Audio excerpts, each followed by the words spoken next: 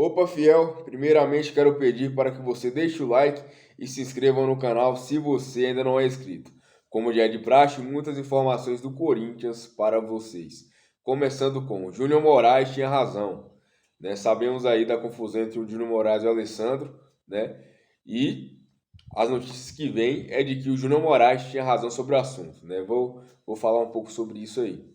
E também sobre a questão do Cuejá, a negociação esquentou novamente, né? Vou falar um pouco mais sobre isso, né? Sabemos que já está tudo certo com o Cuejá, porém as coisas começam a se acertar também com o Al-Hilal. Vou falar sobre isso aqui. E a preferência, né? Falar sobre a preferência do Biro, ou melhor, do Vanderlei sobre o Biro, né? Hoje no Corinthians é Biro e mais 10, né? Em relação ao conceito do Vanderlei. Enfim, começando a falar sobre o Júnior Moraes, né, que é um caso polêmico, né? O Alessandro foi tentar aí fazer uma média com a torcida após perder para o América Mineiro, né, naquele pós-jogo.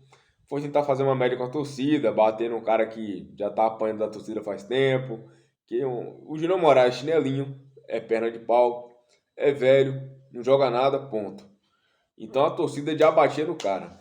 Então é muito mais fácil você chegar, no caso do Alessandro, bater num cara que não tem vínculo com o clube, não tem vínculo de idolatria nenhuma com o clube. O João Moraes é um cara que não tem amizade com o Duílio e com o Alessandro. Então, assim, é muito fácil ele chegar e bater no João Moraes, né? Dar porrada no Fagner ninguém deu, né? Até hoje. Fagner gordo. Gordo foi emagrecer agora com a chegada do Vanderlei. Isso o Alessandro não cobrou. Enfim, né? E o Alessandro disse pra, nossa, é um cara mau caráter, esculhambou o Júnior Moraes, né? Descascou o Júnior Moraes. O Alessandro é um cara que nunca abriu o peito pra nada no Corinthians, nunca deu a cara pra nada, nunca abriu o peito pra tomar porrada pra nada. Aí ele aparece pra esculhambar o cara, bater em cachorro morto. Só que, meu amigo, se você é um porta-voz de um clube gigante como o Corinthians e você dá uma declaração dessa, tem um peso absurdo. Pode gerar processo, enfim, é um monte de merda que ele fez falando isso daí. E o que acontece? O que acontece é que o Júnior Moraes deu uma entrevista e ele disse que ele tinha 11 meses de direitos de imagem atrasado. 11 meses. Fora salários. Então, assim, e de que ele foi sentar com o Alessandro, ó, vocês estão me devendo isso e isso. O Alessandro falou, então a gente pode ver uma rescisão amigável. Então ele falou, sim, eu quero ver a rescisão amigável e eu ainda abro mão de algumas coisas para rescindir o contrato, certo? Então assim, até aí a gente vê que o Júnior Moraes tem razão. A Júnior Moraes falou que ele chegou aí na sala do Duílio e do Alessandro, que estavam os dois lá presentes, e que os caras pegaram o celular, falaram, não, a gente vai demorar no celular aqui, não dá para atender agora. E o cara ficou lá esperando, e que ele foi outras vezes e não teve negociação. Que aí, depois que ele viu que não ia andar, ele tendo separado, depois que ele viu que as coisas não iam andar de forma amigável, ele foi lá e entrou com o processo. Então, assim, deu para ver que o problema dele não é com o Corinthians, com a instituição Corinthians, é com o Alessandro. É com quem rege o Corinthians hoje, que é um merda.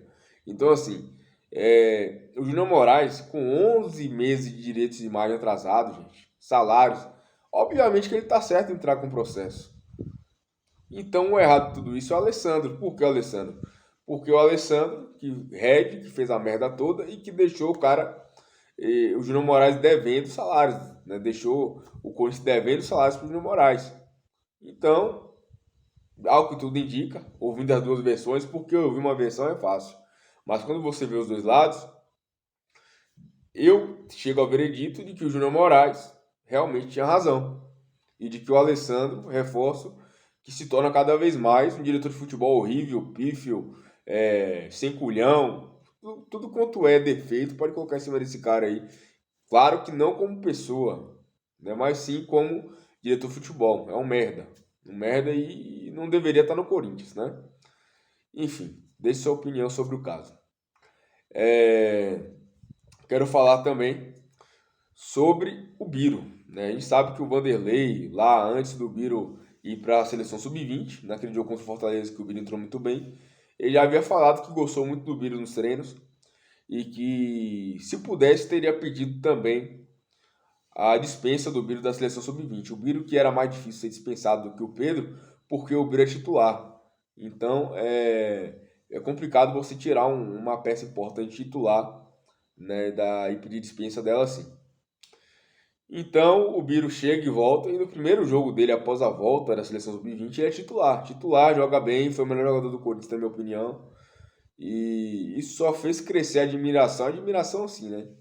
Entre aspas, do Vanderlei pelo Biro, né? E o Vanderlei hoje vê o Biro como uma peça importantíssima. Claro que tem que responder mais em campo, tem que ver a resposta dele nos jogos, tem que ver. Mas o Biro a gente sabe que é um cara que tem qualidade, já demonstrou isso. E o Vanderlei vê o Biro como uma peça importante, né? Como uma peça aí bacana aí para o time do Corinthians, e que deve realmente ganhar mais chances do time titular e ser colocado ali como talvez esse cara da ponta direita, né? Mais uma opção, já que o Rojas chega aí, ele faz a função na ponta direita. Assim, pela qualidade de passe do Rojas, eu ainda acho que ele pode fazer a função centralizada. Basta conversar com ele, basta ajustar posicionamento, enfim. Eu não acho que, mesmo ele jogando no Racing pela direita, que ele é só um ponta direita. Eu acho que ele tem qualidades, né? Finalização de fora da área, né? Passe muito bom, que caracteriza ele também como um meio armador. Enfim. E o Biro aí tá com muita moral no Corinthians. E eu quero falar também sobre o Cuéllar. Cuéllar, que é um volante, um bom volante. Não questiono a qualidade do Cuéllar. Eu acho ele muito bom volante. Quem assistiu o Mundial viu a bola que ele jogou. E foi esse ano ainda, então não tem muito tempo, não envelheceu, enfim.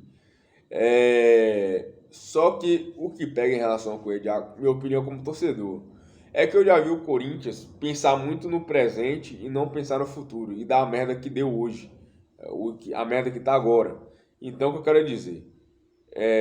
Eu não traria um jogador que eu não possa revender ele. Né, que eu não vou poder revender. Então, assim, o Cuéllar vai fazer 31 anos agora em outubro. Então, se eu trago o Cuéllar, se eu invisto 3 milhões de euros, que é o que o Corinthians oferece para o Al-Hilal, o Al-Hilal tinha pedido 6 milhões de euros. É um absurdo para um jogador de 31 anos. Mas agora abaixa a pedida e está ali chegando perto ao valor que o Corinthians ofereceu. Né? Então, é interessante aí. A negociação está andando. É um bom reforço, um grande reforço para esse ano, talvez para o ano que vem, mas você investe essa grana, 16 milhões de reais no cara, e você não tem um retorno, você não tem uma revenda, não é tão legal, ainda mais para um time que está financeiramente aí ruim, que é o Corinthians. Então, eu cheguei a dizer aqui até que poderia ser um livramento a não vinda do Cuéllar, mas é um grande jogador, é um bom jogador.